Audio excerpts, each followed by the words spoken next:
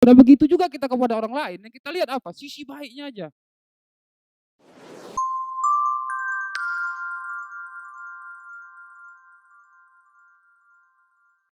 Assalamualaikum warahmatullahi wabarakatuh.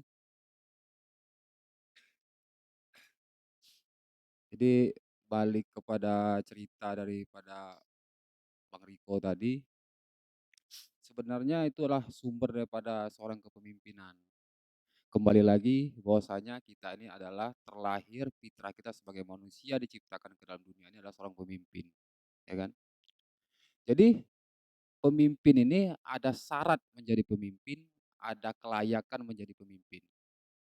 Kalau syarat jadi pemimpin gampang, apalagi tentang usaha ya. Kita punya kemauan, punya modal, buka lowongan kerja, terima karyawan 2 orang, 1 orang, udah jadi pemimpin.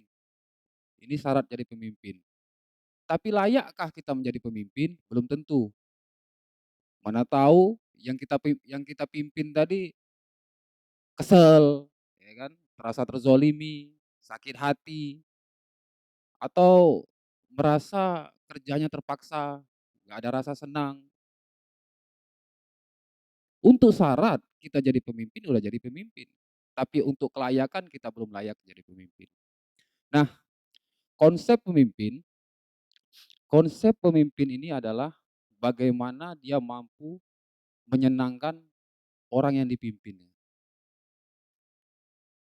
Itulah konsep pada seorang pemimpin dan untuk fitrah kita sebagai manusia bahwasanya bagaimana kita mampu menyenangkan orang banyak. Kenapa kita harus menyenangkan orang banyak? Karena Tuhan itu Maha Pengasih lagi Maha Penyayang. Sebagai medianya adalah kita manusia sebagai khalifah pemimpin di muka bumi ini. Nah, bagaimana kita mau menyenangkan Allah? Kita senangkan orang-orang lain. Jadi mustahil kalau orang itu merasa dirinya senang, sementara orang lain nggak bisa dibuat dia senang. Mustahil Tuhan itu merasa senang sama dirinya, kalau orang lain aja nggak pernah dia buat rasa senang. Nah inilah tujuan kita dihantar ke muka bumi ini untuk bermanfaat bagi orang lain, menyenangkan orang lain. Baru kita senang, baru Tuhan senang. Inilah benang merahnya daripada seorang pemimpin.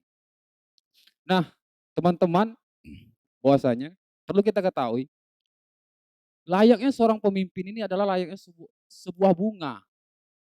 Bunga itu dirindukan siapa saja. Siapa yang nggak suka bunga, ya kan? Orang ngelihatnya senang, gembira, datang ke sini, ketika dia nggak ada, ditanyakan, ketika dia nggak muncul, dirindukan. Bukan layaknya seorang duri. Kalau duri ke sini nusuk, ya kan?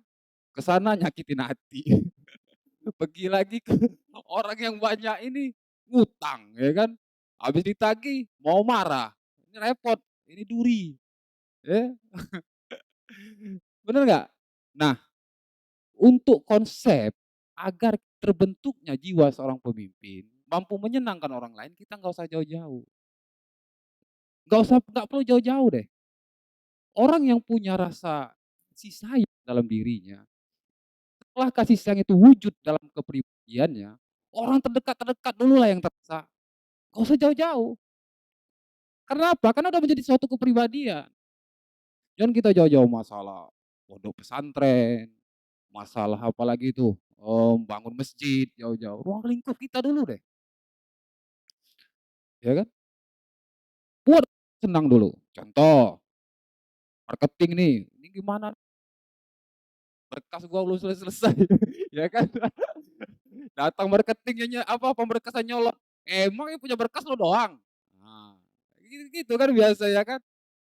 Coba kalau kita melatih diri kita, "Oh ya sabar, nanti kita gini-gini," kan enak, ya kan?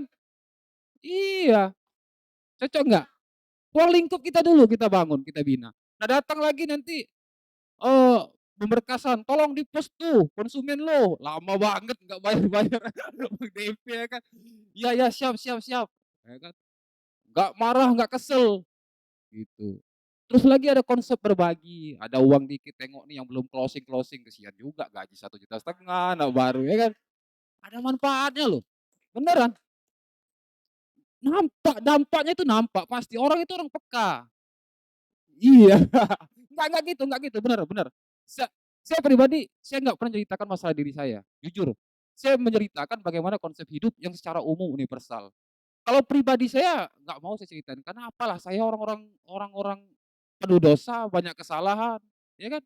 Saya nggak pernah ceritakan pribadi saya. Dan yang saya ceritakan secara universal, belum tentu juga saya bisa buat. Bahkan 180 derajat saya berbalik dari situ, walau alam. Dan kenapa saya bercerita, ini untuk menjadi daripada, itikat atau tekad dalam diri saya untuk melaksanakan sesuatu lebih bermanfaat. Karena ucapan ucapan kita yang berbicara lebih dekat dengan telinga kita. Kita yang mampu melakukan, orang lain mah terserah, ya kan? Tujuannya untuk apa?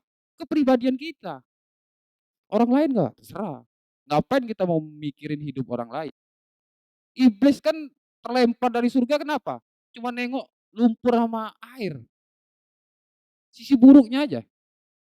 Sisi baiknya dia nggak tahu yang merintahkan siapa, Allah Subhanahu wa taala.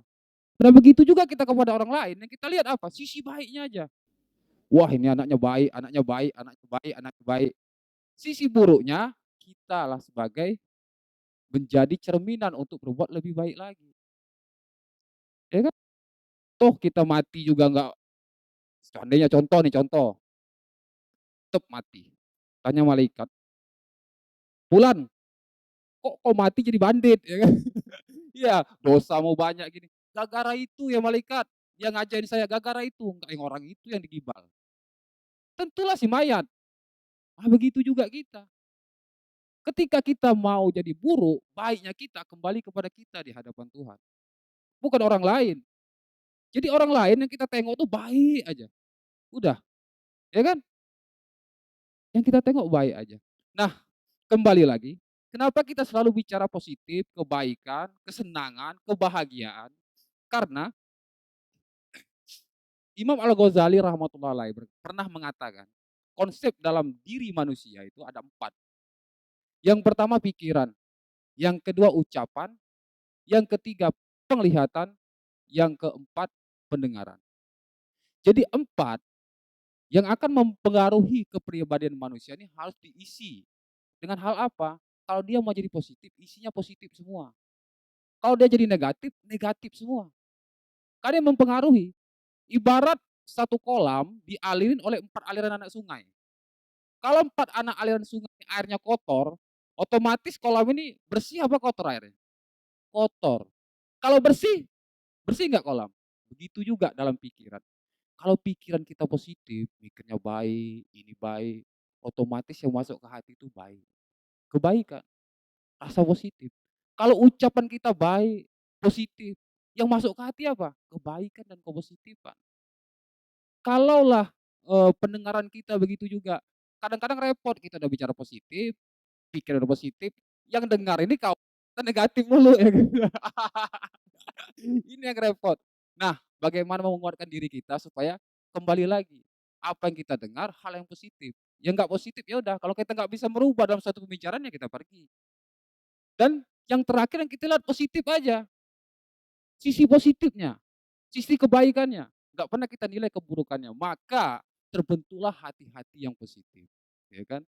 Kalau hati udah positif, inilah hati-hati lagi, waspada dong hati. Inilah suatu kolbu, ya kan, suatu jiwa, suatu bentuk dalam kepribadian diri manusia yang akan menjadi seorang pemimpin kepada seluruh alam, manusia, hewan, tumbuh-tumbuhan akan bahagia di dekatnya. Assalamualaikum warahmatullahi wabarakatuh.